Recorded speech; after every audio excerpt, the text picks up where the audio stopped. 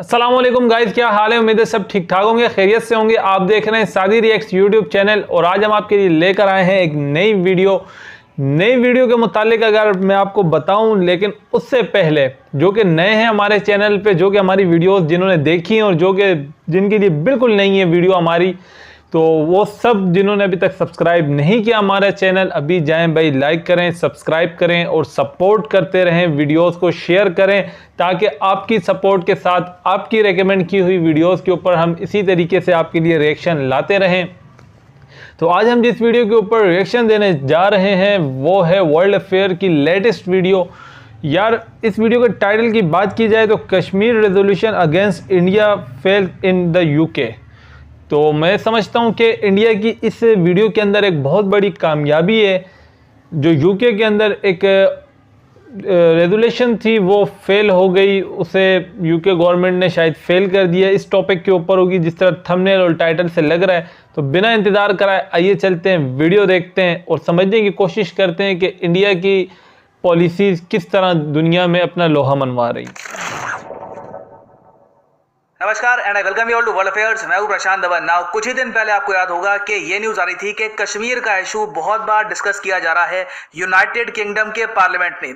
Now ये तो था टिप ऑफ द आइसबर्ग, एक बहुत ही बड़ा इशू इसके बाद आना बाकी था।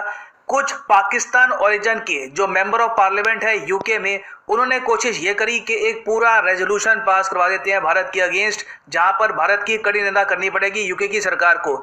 ये रेजोल्यूशन लकीली फेल हो गया है, बहुत ही बुरी तरीके से फेल हुआ है।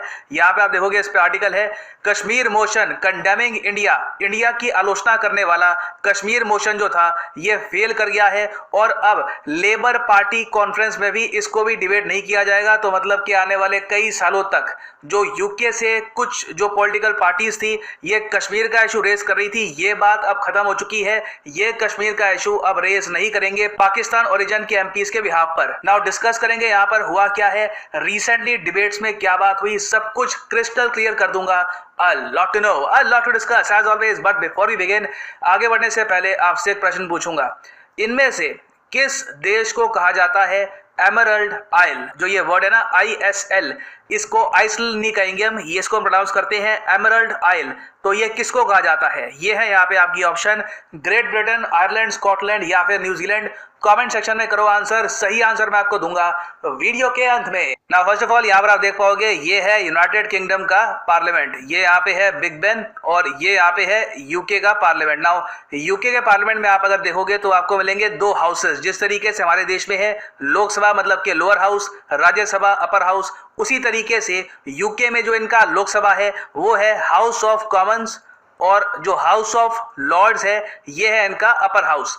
नाउ अगर हम बात करें हाउस ऑफ कॉमन्स की तो वहां पर रिसेंटली कश्मीर के इशू पर डिबेट हुई थी। यहां पे आपको समझना होगा कि यूके में ऐसा नहीं है कि जो सिटिंग प्राइम मिनिस्टर है उन्होंने ये कहा कि चलो डिबेट करो कश्मीर इशू को लेकर। नहीं, यूके में आपको मिलेंगी वेरियस पॉलिटिकल पार्टीज। जो टॉप इनकी पॉलिटिकल पार्टीज हैं, सबसे फेमस ये आपके सामने है कंजर्वेटिव, लेबर, लिबरल डेमोक्रेट्स। अब बाकी वैसे मैं आपको बताऊं साइज के हिसाब से अगर मैं बात करूं एमपीज के हिसाब से तो कंजर्वेटिव और लेबर ये सबसे टॉप की पार्टीज है। बाकी पॉलिटिकल पार्टीज बहुत ही छोटे लेवल की है, केंद्र में सरकार वो बना नहीं पाती। और अभी के लिए यूके में जो प्राइम मिनिस्टर है ये है बोरिस जॉनसन, ये बिलोंग करते हैं यूके की कंजर्वेटिव पार्टी को। और पिछले कई सालों में आप अगर देखो तो यूके में अगर एक पॉलिटिकल पार्टी ने कश्मीर का इशू बार बार उठाया है, इंडिया की आलोचना बार बार करी है, तो वो है यूके की लेबर पार्टी। ये एक बहुत ही ज्यादा लेफ्ट विंग पार्टी है यूके में। और लेबर पार्टी में कोइंसिडेंटली आपको मिलेंगे बहुत सारे पाकिस्तान ओरिजिन के मेंबर ऑफ पार्लियामेंट। यूके का पार्लियामेंट आप अगर देखोगे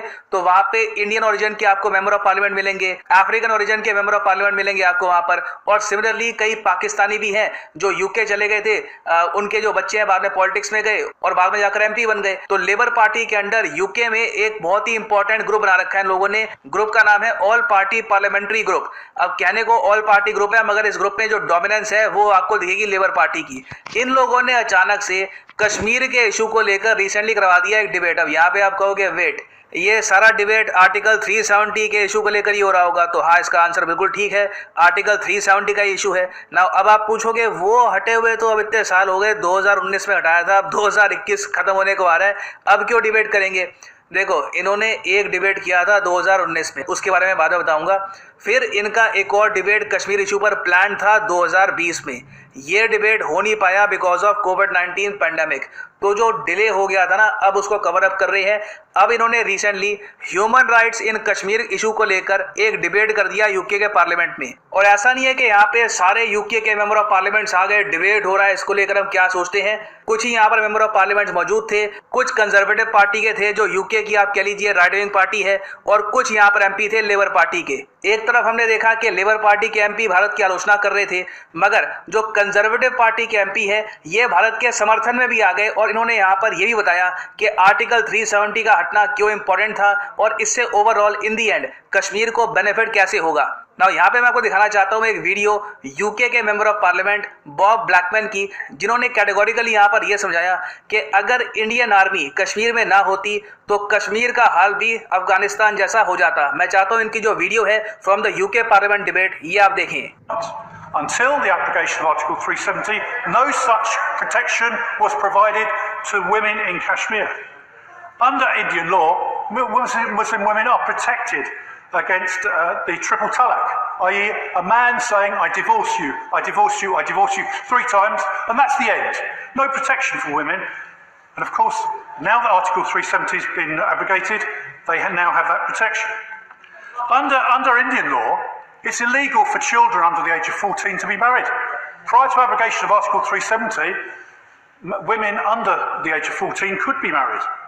And of course, under Article 35A, the Hindu Kashmiri Pandit population were expelled at the point of a gun by Islamist forces. Now they have the potential to return. And equally, local government has been restored to Jammu and Kashmir under the position of revoking Article 370.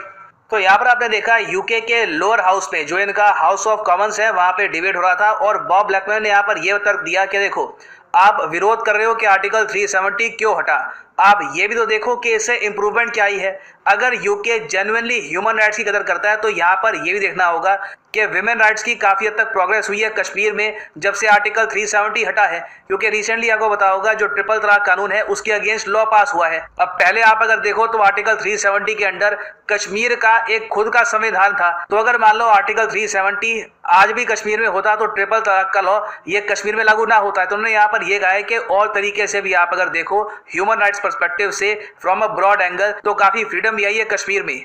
But just imagine, we've seen what's happened in Afghanistan. If the troops were withdrawn, if we had a position whereby the protections were not there, the plight of Jammu and Kashmir would be the same as Afghanistan, with Islamist forces coming in and eliminating democracy in the area. It is only the Indian Army and the sound footing of the Indian military democracy that has stopped the region of Jammu and Kashmir, short of resembling the Taliban-occupied Afghanistan. It only makes sense for them to do so because the region is legally and rightfully an integral part of the Republic of India, and the world must come to this. Now, for the colleagues otherwise, I think you must recognise reality.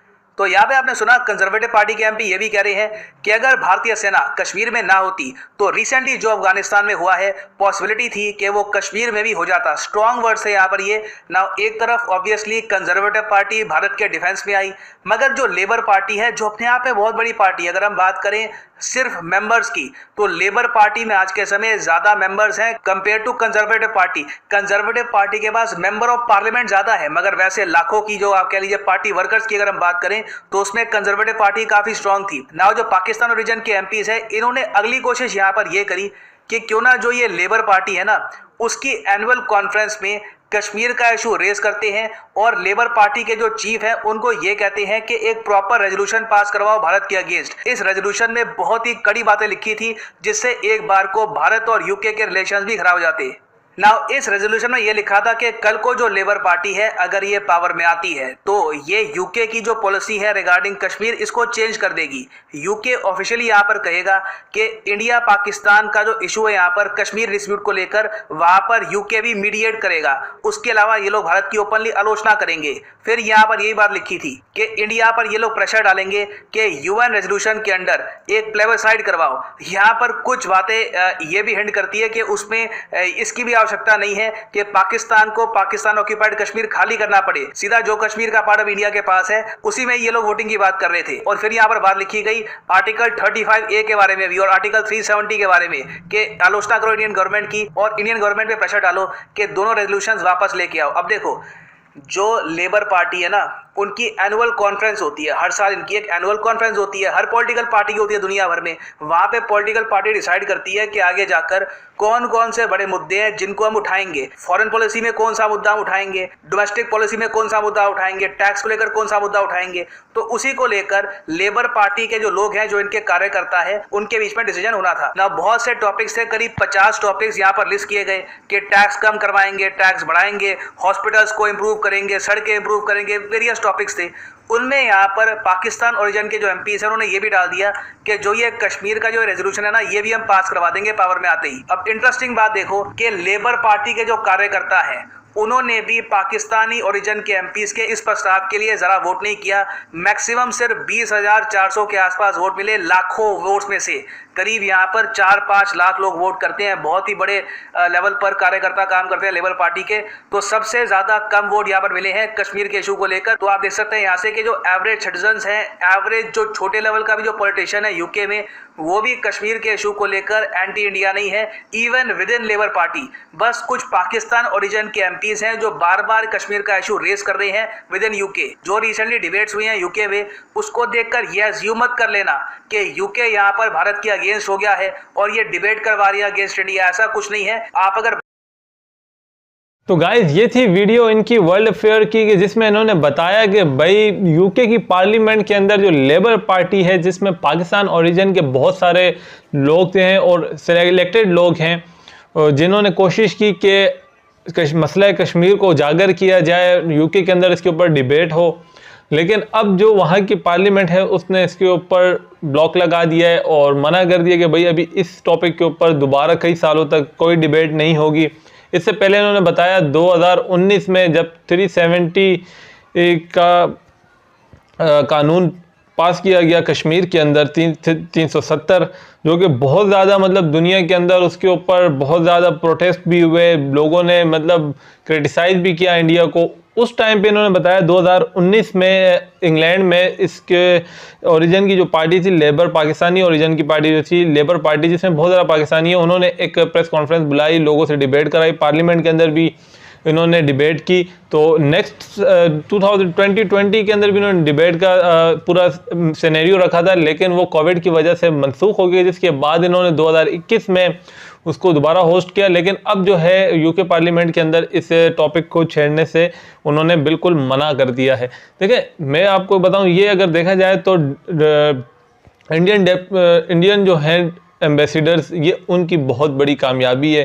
देखिए हरीफ मुखालिफ को आप किसी तीसरे मुल्क के अंदर पछाड़ें तो बहुत ज़्यादा मतलब मुश्किल होता है, क्योंकि जो कि इंग्लैंड है, इंग्लैंड जैसा मुल्क जो है वो, उसमें आप देखें हर तरह का बंदा है, इंडियन, पाकिस्तानी और पुराने लोग हैं, मतलब असर रसूख रखने वाले लोग हैं।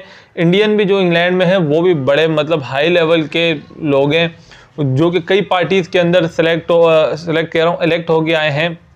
और बहुत ज़्यादा मतलब इस तरह के अब ये देखेंगे कनाडा की जो तीसरी बड़ी पार्टी है, पॉलिटिकल पार्टी, वो सिख पार्टी है, जिसके हेड सिख हैं।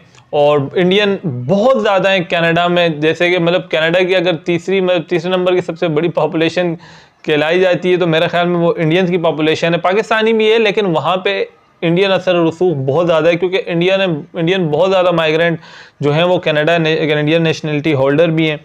तो इस वीडियो में इन्होंने यही बताया कि भाई यूके की पार्लियामेंट ने अभी कश्मीर इशू और इस मुद्दे को उठाने से इन्होंने वक्ती मना कर दिया है, और ये वाकई इंडिया की एक बहुत बड़ी जीत है। देखें कोई भी, मैं समझता हूँ कोई भी इशू है, कोई भी मसले मसाइल हैं दो ममालिक के दरमियान, अगर पाकिस्तान और इंडिया के दरमियान है तो वो पाकिस्तान और इंडिया ही टेबल पे बैठ के उसको सुलझा सकते हैं, ना कि कोई तीसरे मुल्क से डिक्टेट लेके कि वो पाकिस्तान को डिक्टेट करे या इंडिया को डिक्टेट करे कि भाई आप इस तरीके से करो। तो इस तरीके से बिल्कुल मुल्क के मामलात नहीं चल सकते। मैं समझता हूँ, शायद आप इससे राय से मेरे इख्तिलाफ रखें या हक में हो, तो मैं समझता हूँ कि देखिए पाकिस्तान इंडिया के जितने मसाइल हैं, चाहे कश्मीर का इशू है, चाहे पानी का इशू है, चाहे किसी किस्म का कोई और इशू है, वो दोनों ममालिक के पॉलिटिशियंस जब बैठेंगे टेबल टॉक के ऊपर, दोनों मुल्कों के सरबराहान, आर्मी के सरबराहान जब बैठेंगे, तब भी जाके किसी मुश्किल किसी भी मामले का सॉल्यूशन निकलेगा। जब तक दोनों मुल्कों के हेड्स ऑफ द स्टेट्स एक दूसरे के साथ नहीं बैठेंगे, नहीं मिलेंगे किसी जगह पे, तो वब तक ये मसाइल तो चलते रहेंगे। ये थी वीडियो, तो बहुत ही ज़बरदस्त वीडियो थी और अचीवमेंट है भाई इंडिया की, इसमें नो डाउट। इसमें जो बंदा अगर झूठ बोले या कुछ और हेरा फेरी करे, वो कहना तो मतलब बिल्कुल ही बेवकूफ़ी होगी। बिल्कुल सामने सामने नज़र आ रहा है भाई, बहुत बड़ी जीत है इंडिया की। अच्छा, इस जीत के पीछे अगर मैं आपको बताऊं तो एक मुझे जो लगता है, क्या पता मैं गलत भी हो सकता हूँ, मुझे ऐसा लगता है कि इस डील के पीछे जो अर्जेंटीना के साथ JF-17 की डील है, उसके भी बहुत सारे मुहर्रकात हो सकते हैं। तो गाइज़, ये थी वीडियो। अगर आपको अच्छी लगी है तो लाइक करिएगा वीडियो को, और अगर आप चाहते हैं कि इस तरह की और वीडियोस के ऊपर मैं रिएक्शन दूं तो कमेंट सेक्शन के अंदर जाएं, मुझे वीडियोस रेकमेंड करें, और उसके साथ साथ जो आपको वीडियोस अच्छी लगती हैं, जैसे किसी की व्लॉग्स हो गए, कॉमेडी हो गई, पोइट्री हो गई, जिस टॉपिक्स के ऊपर आप वीडियो देखना चाहते हैं कमेंट्स के अंदर मुझे बताइएगा। मिलते हैं इंशाअल्लाह ताला फिर नेक्स्ट वीडियो में। अस्सलाम वालेकुम।